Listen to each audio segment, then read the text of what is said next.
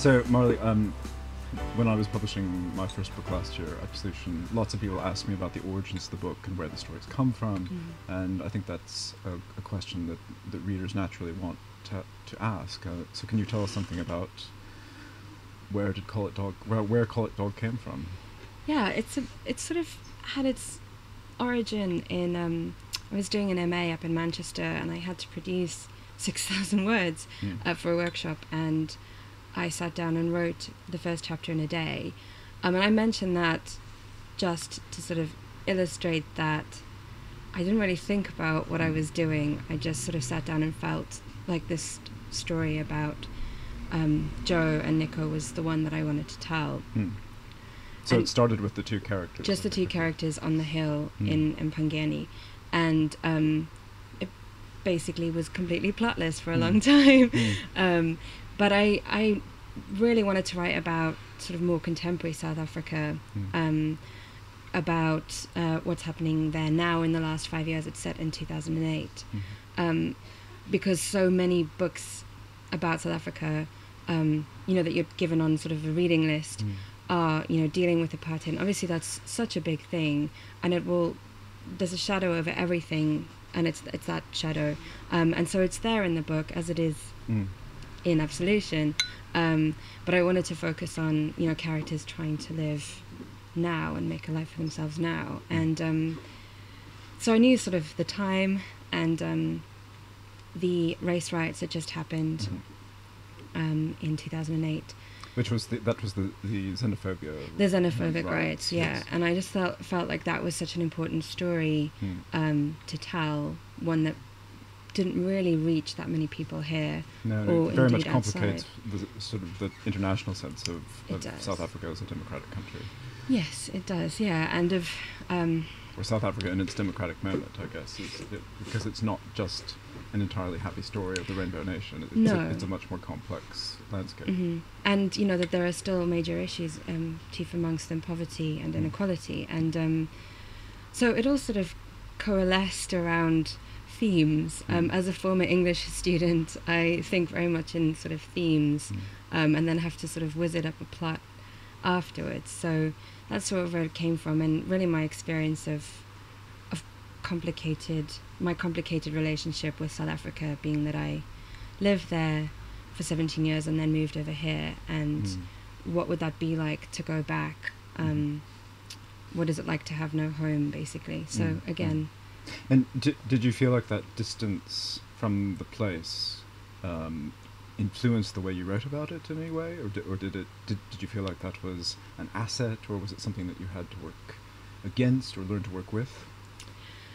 It was an asset for Jo, because she hadn't been there for 10 years.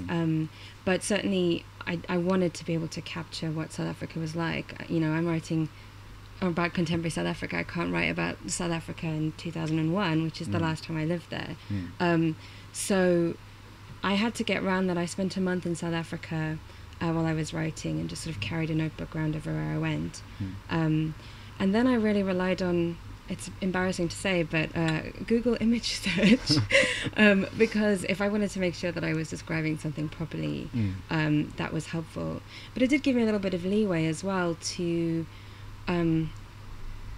play with the reality of distance, or particular, say, geography or shrubbery, even that kind of bizarre small thing that that is either completely true, or you're sort of playing with a little bit. So it's nice to not feel completely like beholden to the place, but yes, and I think also not overwhelmed by the detail that sort of consumes one when you're there, or when you're anywhere. I mean, as I was working on my second book, which is set in the United States, most of it was written here, and it was actually kind of liberating not to have the constant barrage of detail that comes with being in America. Yeah, and you can focus a bit more on the characters and have everything come more naturally out of them. So, it's been sort of a really weird mishmash of an experience writing it. But what I hope is that it captures sort of the feeling of being there, of going back, returning, to one's country, or what used to be one's country. Yeah. And the very complex kind of emotional and psychological response to that return too. Yes, because things are familiar and yet not. So everything is a comparison. How does, I mean, even silly things like the color of salt and vinegar crisps. You know, here it's green, and frankly, everywhere else I've been to, it's blue. But in South Africa, it's blue, and so that kind of thing, you know, that sort of comparison filters through. Certainly for me when I go back now, possibly for you as well. Yes, there's always this sort of element of having to readjust your expectations, I think, and and the assumptions that you have about what is natural or what is everyday, and discovering that you take all kinds of things for granted wherever you live, and the place that seems like the original home, South Africa for you and America for me, often has moved on in very interesting ways, and you have to sort of readjust your sense of what home is too. And I think it's sort of tricky that because you, in a way, there's a part of you that goes back expecting it to be the exact same as when you left, and when it's moved on, it's quite bewildering but exhilarating at the same time.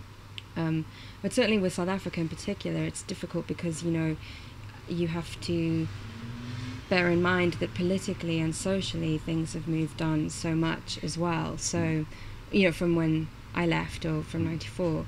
So that means that the expectations you have of what's okay, you know, what relations are like between groups of people, between classes, change in a way that it's almost impossible to keep up with when you don't live there, which is very challenging when you're trying to write about it. Yeah, but I think you do it fantastically well. Thank you.